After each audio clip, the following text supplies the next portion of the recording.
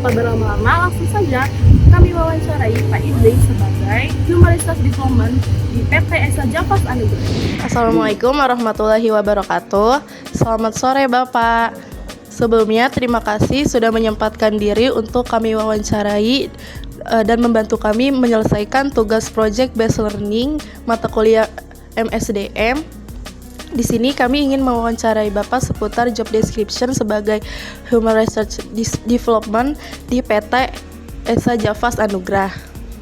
Sebelumnya perkenalkan kami dari kelompok 1 dengan saya sendiri Haifa Nur Fauzia NIM 64241409. Saya Karvara Samdani dengan NIM 64241789. Dengan saya Marcia Salsabila Putri Novalia dengan NIM 64241609. Saya Kirani Nurahmanaya Fajri dengan NIM 64241343. Saya Sakilana Dezurafa dengan NIM 64241902. Baik, menurut Bapak keterampilan apa sih yang paling penting yang harus dimiliki barista atau staf di sini?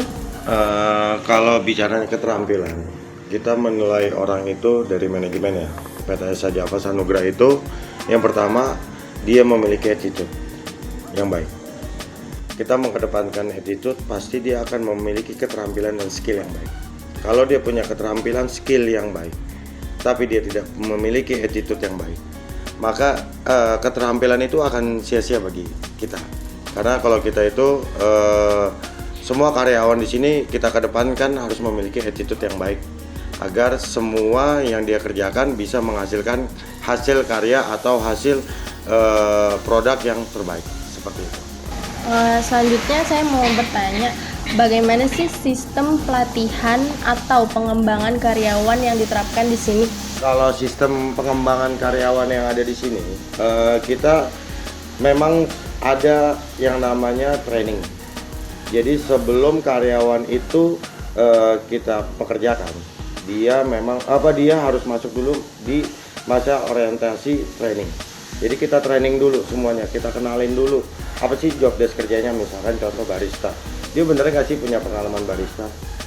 Kita kan punya standar produk ya di PT Esa Javas Anugerah ini. Kita memang memiliki semua standar, jadi nggak bisa antara barista yang ini atau barista yang sana itu membuat satu misalkan kopi dia dengan rasa yang berbeda-beda, itu nggak bisa. Kita ada standar, makanya kita adakan masa orientasi training dulu. Kita training dulu nanti takaran-takarannya semuanya ya kan.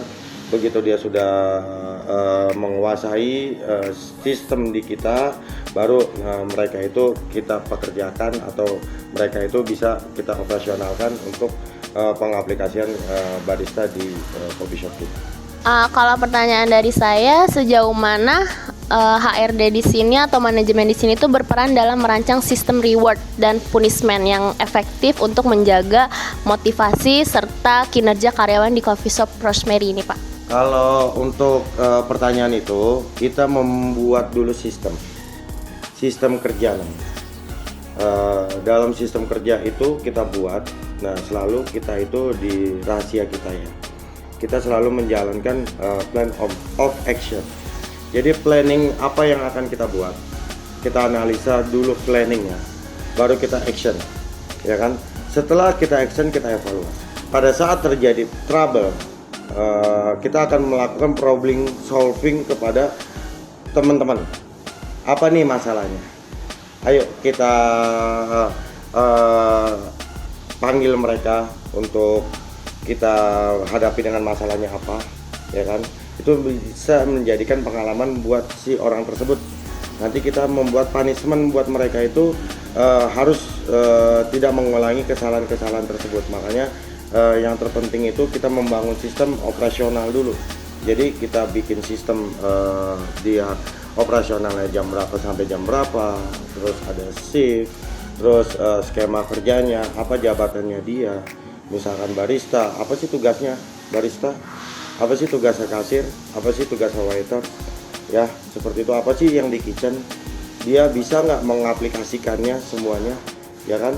Pada saat operasional, mereka itu sudah memiliki tingkat kepercayaan dirinya untuk mengoperasikan sesuai dengan job desk kerjanya dia. Setelah dia sudah menjalankan job desk kerjanya dia dengan baik, ya kan. Karena dia sudah menguasai sistem kerja. Pada saat itu apabila terjadi human error, ya kita menegur mereka, ya kan, dengan sistem kerja yang sudah kita sepakati. Job desk kerjanya itu sudah ditandatangani oleh dia, jadi mereka itu tahu apa sih yang akan dia lakukan. Apa sih, misalkan nih sebagai barista itu apa sih job desk kerjanya? Dia sudah jalanin, ya kan. Jadi job desk kerjanya mereka itu kita tuntut bekerja itu harus dengan berdasarkan job desk kerja agar terjadi lingkungan kerja itu nyaman, ya kan, bisa berkolaborasi antara barista dan waiters, barista dan kasir, barista dan kitchen pun sebaliknya seperti itu.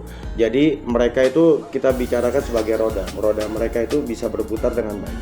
Jadi operasional di sini insya Allah karena kita sudah memiliki sistem, insya Allah kita menghindari dan mengecilkan yang namanya trouble. Jadi kita sebaik mungkin tidak memberikan punishment kepada karyawan. Apabila itu terjadi, ya kita juga menyelesaikan secara kekeluargaan.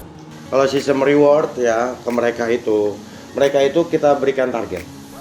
Ya, mereka kita berikan target harian, mingguan dan bulanan.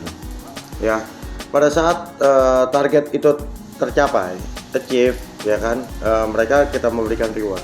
Nah, kalau reward itu nanti skema itu sudah kita bentuk kepada karyawan. Nah, reward itu bisa dalam bentuk apresiasi kepada karyawan tersebut, misalkan dengan jenjang karirnya mereka, misalkan dari waiters, ya kan, memang memiliki skill mau belajar sebagai barista, ya kan, bisa di next skill, ya kan, seperti itu. Terus dari waiters bisa jadi kitchen, seperti itu.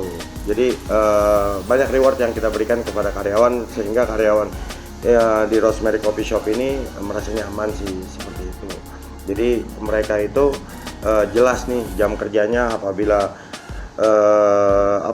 melebihi dari jam kerja yang sudah ditentukan nanti ada lemburan, seperti itu sih, ada insentif kepada tim, dan juga kita menjanjikan jenjang karir juga kepada mereka.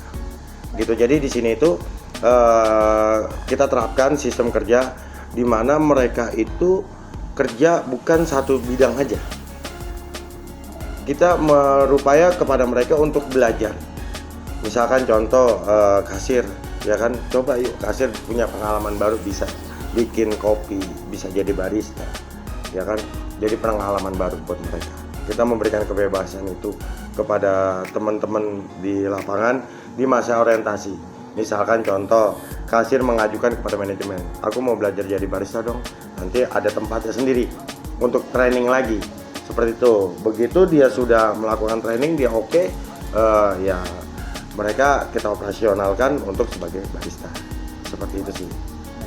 Menurut Bapak sebagai HRD di sini, bagaimana Bapak dalam menyusun jadwal shift yang adil dan merata dan memastikan cakupan staf yang optimal sambil tetap mempertimbangkan kebutuhan istirahat dan kehidupan pribadinya karyawannya, terutama untuk kerja di akhir pekan dan hari libur.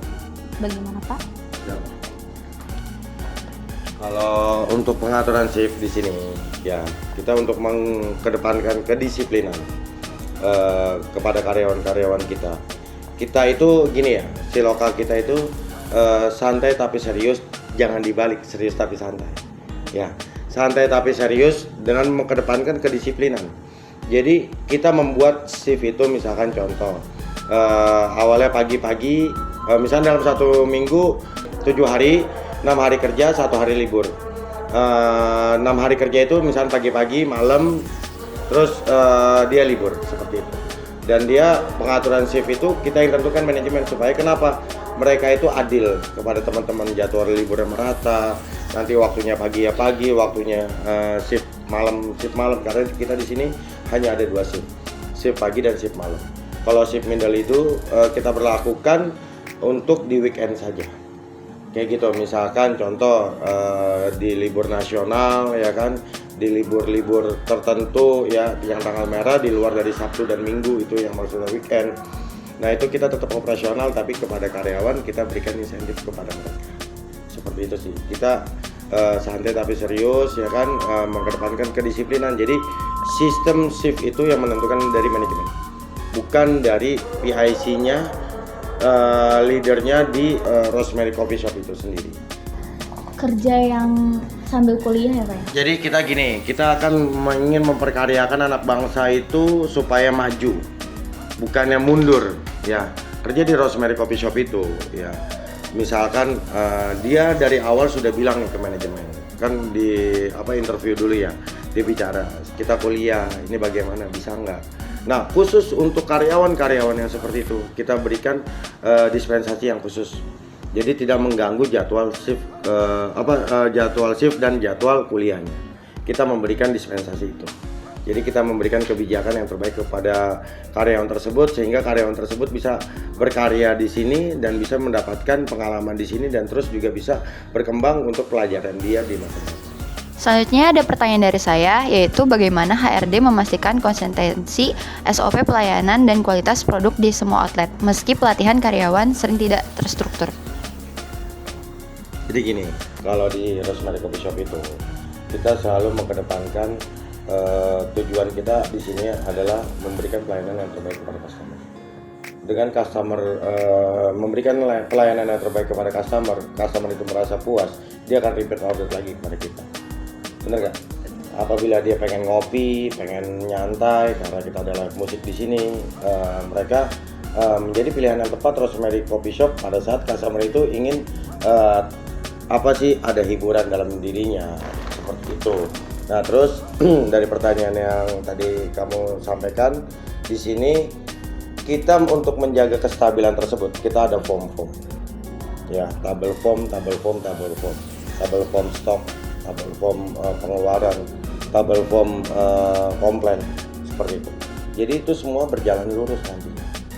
Kita membuat konsep kerja sebenarnya. Misalkan contoh ya, ini bahan bakunya stoknya, buffer stoknya aman. Sistemnya kan udah ada tadi ya. Misalkan untuk takarannya membuat makanan seperti ini, membuat minuman seperti ini, kopi seperti ini ya. Terus pelayanannya juga udah kita berikan pelatihan kepada si karyawan tersebut ya. Terus nanti kita kontrolnya bagaimana nih untuk menjaga konsisten agar si customer itu puas terus nih dengan Rosemary Coffee Shop kita, bener gak? Nah terus kita itu ya memberikan, kita selalu mengevaluasi itu stoknya gimana, terus ketersediaan stok kita bagaimana agar customer membeli produk kita pada saat pas customer menanyakan produk kita itu selalu ready. Itu poin yang pertama, dan menjaga kestabilan si konsistensi pembuatan produk-produk tersebut. Seperti itu, apabila ada karyawan yang tidak menjalankan SOP itu pasti ketahuan. Karena kita di kasir itu sudah kita note bagaimana pelayanan kita. Apabila nanti kan kita bisa tahu nih, contoh hari ini dalam waktu 1 hari pengunjung kita misalkan 50 orang. Dalam waktu sebulan 7 hari pengunjung kita 300 orang. Contoh. Misalkan dalam waktu 1 bulan pengunjung kita kurang lebih misalkan 600 sampai 700 orang ya. Tiba-tiba di bulan depan pengunjung kita berturun, mengurang. Nah dari situ kita evaluasi apa yang salah, apa dari pelayanan waitersnya, apa dari kesediaan produknya, apa dalam pembuatannya, seperti itu. Jadi kita mengevaluasinya dari itu. Kan nggak mungkin customer misalkan nih ya, oh ini pelayan rasanya kurang enak begini ya.